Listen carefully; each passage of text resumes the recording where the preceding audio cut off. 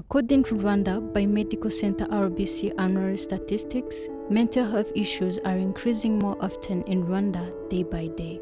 Numbers in different hospitals like Ndera Psychiatric Hospital showed that 70% of the patients they treat are youth between 20 and 35 ages for mental health problems caused by drugs, alcohol, unemployment, anticipatory anxiety, domestic violence, and more. There is no better way of fighting these issues than increasing awareness to the most affected groups, including young people. Amanda Akaliza, the first runner-up of Miss Rwanda 2021, has followed the call and started an organization called Humeka Organization, which deals with taking care of mental health, especially for youth. She talked to Igihe about her journey of helping those in need, especially young people who suffer from mental issues. I personally struggle with mental health issues, so I was diagnosed with depression and anxiety. Yes. And for me, I was both lucky enough, but also unlucky, because living abroad, I was able to learn about depression, but I had to learn it on my own.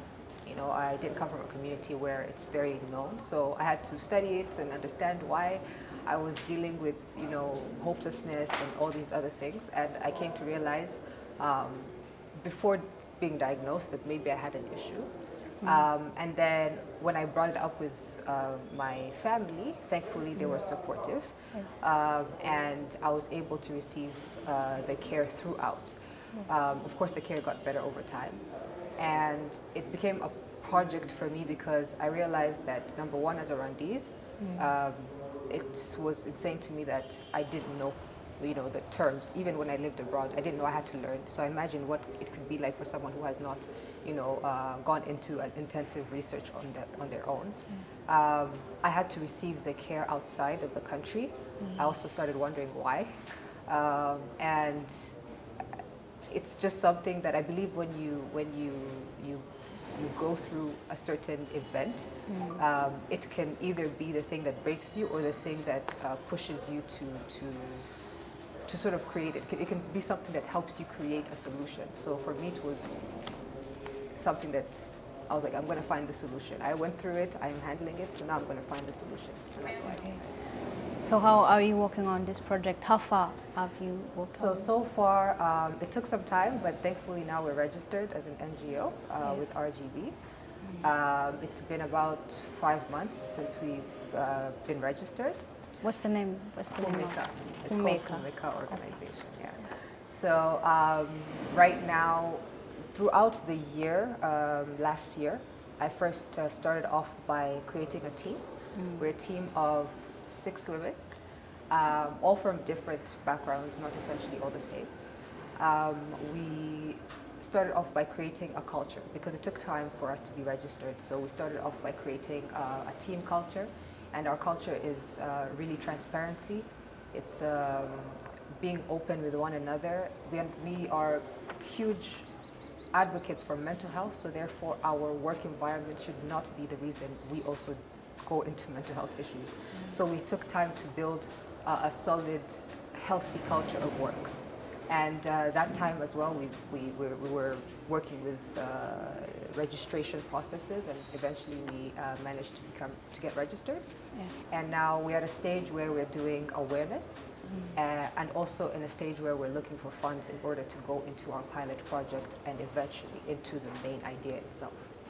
So you said that it's a 6-woman project. So it's 6 Why women. not men or young boys? And That's a very good question. That's a very good question. Men are very much welcome to come. In fact, it's something that we are open to. However, I've noticed within the community, it's harder for men to open up. It's not impossible, but it's harder for. So whenever they're willing to come in and share that safe space, they're very much welcome. But it's much more of a challenge, given how, you know, society has put pressure on the man not to be able to open up. But yeah, we don't limit. We don't limit. Recently, Ndera Hospital announced that youth occupy a big percentage of their passion they treat. What do you think is happening to young people? There's various. One of the biggest things I would say is also the way we cope. There's more um, people going to cope in alcohol and drugs than they are going to hospitals and going to seek therapy. So that just puts you even lower into, mental health issues because alcohol is a depressant. So as homemaker, what are you helping these young people, like solving their problems that they are facing in the society? So what Homemaker is aiming to achieve is to create a space that is accommodating to the Rwandan youth. So what that means is, of course, the main project within itself is ideally we want to have free therapy and free coping mechanisms. So that could be individual therapy, group therapy, occupational therapy, and any form of coping mechanism. But in order to get to that stage, we have to do research. So the pilot project is us going into the community and learning from the community how they prefer to receive the mental health treatment that we want to offer. So instead of coming in and giving them a Western form, we're going in, learning from them and saying, okay, maybe group therapy is something that they're interested in more than one-on-one. Yeah. So the main idea is providing free support, but in doing so, we're first starting off by scratch, learning from the community, learning what they want, and learning what they will come to more often, and then creating Humika to image that. My advice to all parents is to create a community within themselves, because parents dealing with children who are suffering are also suffering. My mom also suffered watching me suffer. Yeah. And I'm sure a community of their peers, of understanding what it is about, of giving each other advice needs to exist. Yes. I can speak as much as I can, but they won't understand me, or they won't relate to me as much as if they spoke to my mom, for example, or if they spoke to someone else their age. So that's the advice I would have, for them to listen to each other. Wow. So is there anything that you would like to share that we didn't ask you? I'd like to add that I think more and more people should come up with different types of solutions, because mental health it's not only one person, that can come in.